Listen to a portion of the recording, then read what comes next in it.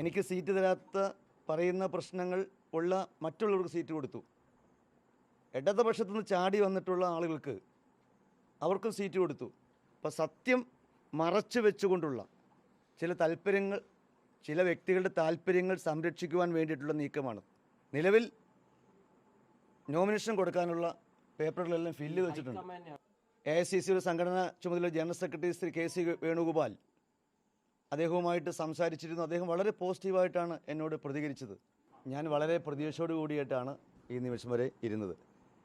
കാരണം കേരളത്തിലെ സംസ്ഥാന നേതൃത്വം, KPCC പ്രസിഡന്റ്, ബഹുമാനപ്പെട്ട പ്രതിപക്ഷ നേതാവ്, അതോടൊപ്പം തന്നെ ബഹുമാനപ്പെട്ട രമേശ് ചെന്നിത്തല അടക്കമുള്ള കേരളത്തിലെ നേതൃത്വം പെരുമ്പാവൂരിലെ സിറ്റിംഗ് 20 MLA-മാർക്കും സീറ്റ് ഉണ്ടാകുമെന്ന് എനിക്ക് വാക്ക് നൽകിയതാണ്. അതനുസൃതമായിട്ടുള്ള എല്ലാ പ്രവർത്തനവും നടത്തിയിട്ടുണ്ട്. എനിക്കെല്ലാം അഭിമാനമുണ്ട്. വോട്ടർ പട്ടികയിൽ പുതിയതായി 9000-ഓളം വോട്ടുകൾ ചേർത്തിട്ടുണ്ട്. അതിനുവേണ്ടി ജനമന യാത്ര നടത്തി. അതോടൊപ്പം തന്നെ ഞാൻ സൂചിപ്പിച്ചതുപോലെ 15,000-ഓളം ഭവനങ്ങൾ കയറി കോൺഗ്രസ് പ്രവർത്തകരെ സംഘടിപ്പിച്ച്, UDF-നെ സംഘടിപ്പിച്ച്, അങ്ങനെ ശക്തമായ നേതൃത്വം ഇവിടെ കൊടുത്തിട്ടുണ്ട്. പെരുമ്പാവൂരിലെ മുഴുവൻ പഞ്ചായത്ത് മുനിസിപ്പൽ ചെയർമാൻമാർ എനിക്ക് വേണ്ടിയിട്ടാണ് പറഞ്ഞിട്ടുള്ളത്. മഹാഭൂരിപക്ഷം മണ്ഡലം പ്രസിഡന്റുമാരും എനിക്ക് വേണ്ടിയിട്ടാണ് പറഞ്ഞിട്ടുള്ളത്. അതോടൊപ്പം തന്നെ ഇവിടുത്തെ സാധാരണ പ്രവർത്തകർ എന്നെ സ്ഥാനാർത്ഥിയാക്കണമെന്നാണ് ആഗ്രഹിച്ചത്. പക്ഷേ അതിന് വിരുദ്ധമായിട്ടുള്ള ഒരു നടപടിയാണ് ഇന്ന് നേതൃത്വം കൈക്കൊണ്ടിട്ടുള്ളത്. അതിലെനിക്ക് കടുത്ത നിരാശയുണ്ട്, വേദനയുണ്ട്. ഒരിക്കലും ഞാൻ പ്രതീക്ഷിച്ചിട്ടുള്ള ഒരു നടപടിയല്ല കോൺഗ്രസ് നേതൃത്വത്തിൽ നിന്ന് ഉണ്ടായിട്ടുള്ളത്. പക്ഷേ ഞാൻ കോൺഗ്രസ് നേതൃത്വത്തെ ആരെയും തള്ളി പറയുന്നില്ല. കാരണം എനിക്ക് ഏറ്റവും വലുത് എൻ്റെ പ്രസ്ഥാനം തന്നെയാണ്. അതിനെ എന്നെ സഹായിച്ചിട്ടുള്ള എല്ലാ നേതാക്കന്മാരോടും ഞാൻ നന്ദി പ്രകാശിപ്പിക്കുകയാണ്. പക്ഷേ ഏറ്റവും ഒടുവിൽ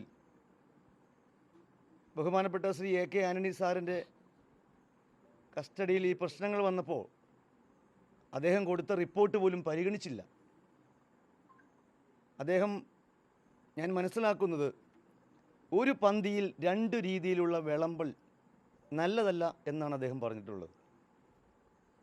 എനിക്ക് സീറ്റ് തരാത്ത പറയുന്ന പ്രശ്നങ്ങൾ ഉള്ള മറ്റുള്ളവർക്ക് സീറ്റ് കൊടുത്തു. ഇടതുപക്ഷത്തു നിന്ന് ചാടി വന്നിട്ടുള്ള ആളുകൾക്ക് അവർക്കും സീറ്റ് കൊടുത്തു.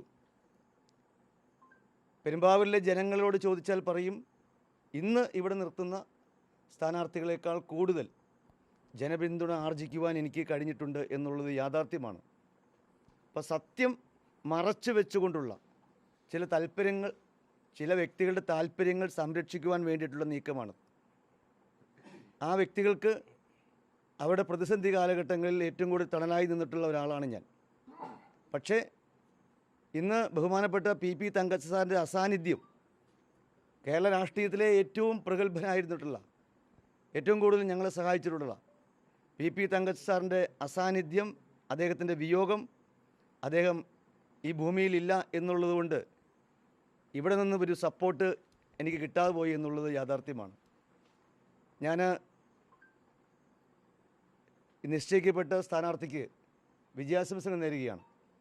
എൻ്റെ കാര്യങ്ങളിൽ എന്തെല്ലാം തീരുമാനം കൈക്കൊള്ളണം എന്നുള്ളത് എന്നെ സ്നേഹിച്ച് ഇത്രയും ദിവസം കൂടെ നിന്ന എൻ്റെ സഹപ്രവർത്തകർ, പെരുമ്പാവൂരിലെ സ്വയംഭരണ സ്ഥാപനങ്ങളിലെ അധ്യക്ഷന്മാർ, KPCC മെമ്പർ, മുതിർന്ന കോൺഗ്രസ് നേതാക്കന്മാർ, DCC ഭാരവാഹികൾ, മണ്ഡലം കോൺഗ്രസ് കമ്മിറ്റി പ്രസിഡന്റുമാർ, ബ്ലോക്ക് പ്രസിഡന്റുമാർ, ബ്ലോക്ക് ഭാരവാഹികൾ, അവരെല്ലാം ആയിട്ട് ആലോചിച്ച് അടുത്ത നടപടികൾ സ്വീകരിക്കും. അത് നിങ്ങളെ അടുത്ത ദിവസം അറിയിക്കുന്നതാണ്. അല്ല, അതെല്ലാം അവരുമായി ആലോചിച്ചിട്ടാണ്. നിലവിൽ നോമിനേഷൻ കൊടുക്കാനുള്ള പേപ്പറുകളെല്ലാം ഫില്ല് വെച്ചിട്ടുണ്ട്.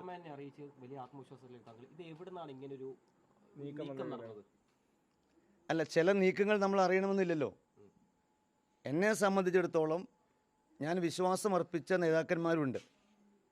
ഞാൻ വിശ്വാസമർപ്പിച്ച നേതാക്കന്മാരിൽ താഴെ തട്ട് മുതൽ മുകളിൽ വരെയുള്ള നേതാക്കന്മാരുണ്ട്. ഞാൻ ബഹുമാനപ്പെട്ട AICCയുടെ സംഘടനാ ചുമതല general secretary Shri KC Venugopal അദ്ദേഹവുമായിട്ട് സംസാരിച്ചിരുന്നു. അദ്ദേഹം വളരെ പോസിറ്റീവായിട്ടാണ് എന്നോട് പ്രതികരിച്ചത്. അദ്ദേഹം നൽകിയിട്ടുള്ള പിന്തുണയ്ക്ക് ഞാൻ നന്ദി രേഖപ്പെടുത്തുകയാണ്. അതോടൊപ്പം തന്നെ ബഹുമാനപ്പെട്ട പ്രതിപക്ഷ നേതാവ് ബഹുമാനപ്പെട്ട ശ്രീ രമേശ് ചെന്നിത്തല, KPCC പ്രസിഡന്റ്, അവരെല്ലാം വലിയ പിന്തുണ എനിക്ക് നൽകിയിട്ടുണ്ട്. ഞാൻ ഒരു പാർട്ടി പ്രവർത്തകൻ എന്ന രീതിയിൽ ഇത്രയും കാലഘട്ടം പാർട്ടി എനിക്ക് നൽകിയിട്ടുള്ള എല്ലാ പിന്തുണയ്ക്കും ഞാൻ നന്ദി രേഖപ്പെടുത്തും.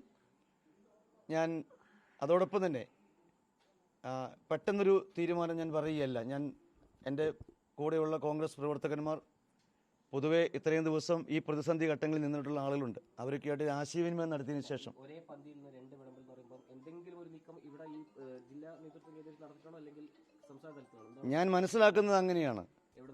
MLA-മാരുടെ കാര്യത്തിൽ എടുക്കേണ്ട തീരുമാനത്തെപ്പറ്റി പൊതുവായി ഒരാളെ മാത്രം മാറ്റി നിർത്തുന്ന കാര്യത്തെപ്പറ്റി പറഞ്ഞപ്പോൾ അതിൽ AK ആന്റണി സാറിൻ്റെ ഇടയിൽ നിന്നുണ്ടായിട്ടുള്ള കാര്യം ഞാൻ മനസ്സിലാക്കുന്നത് ആ രീതിയിലാണ്. എല്ലാവരെയും ഒരുപോലെ കൺസിഡർ ചെയ്യണം, നീതിപൂർവമായിട്ട് വേണമെന്നാണ് അദ്ദേഹം സൂചിപ്പിച്ചിട്ടുള്ളത്.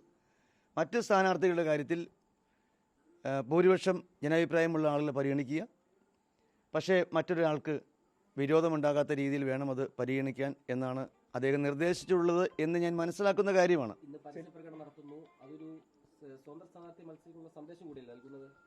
അങ്ങനെ ഒരു സന്ദേശമുണ്ടോ? അങ്ങനെ ഒരു സന്ദേശമൊന്നുമില്ല. ഞാൻ പാർട്ടിയെ സ്നേഹിക്കുന്ന ആളാണ്.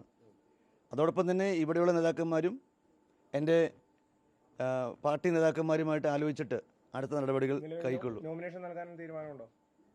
നോമിനേഷൻ നൽകണമെന്നായിരുന്നു എൻ്റെ ആഗ്രഹം. അതെന്തെല്ലാം കാര്യങ്ങൾ ചെയ്യണം. ഞാനൊരു പാർട്ടിക്ക് വിധേയപ്പെട്ട ഒരാളാണ്. ഞാൻ പാർട്ടിയോട് അപേക്ഷിക്കുകയായിരുന്നു ഈ സമയം വരെയും. എനിക്ക് മത്സരിക്കുന്ന ബന്ധപ്പെട്ട ആഗ്രഹവും എൻ്റെ കാര്യവും ഞാൻ അപേക്ഷിക്കുകയായിരുന്നു ചെയ്തിട്ടുള്ളത്. ഞാൻ പാർട്ടി നേരിട്ട് ഞാൻ പറയുന്നതിന് മുമ്പ് അവരൊക്കെയായിട്ട് ആലോചിച്ച ശേഷം നാളെ സമയമുണ്ടല്ലോ.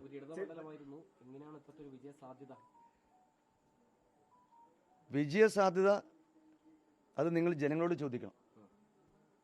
ചിലരുടെ വ്യക്തി താല്പര്യങ്ങളുണ്ടെന്ന് പറഞ്ഞായിരുന്നു. ഞാൻ ചെയ്തിട്ടുണ്ട്. ഞാൻ അതിൽ തന്നെ ഉറച്ചു നിൽക്കുകയാണ്.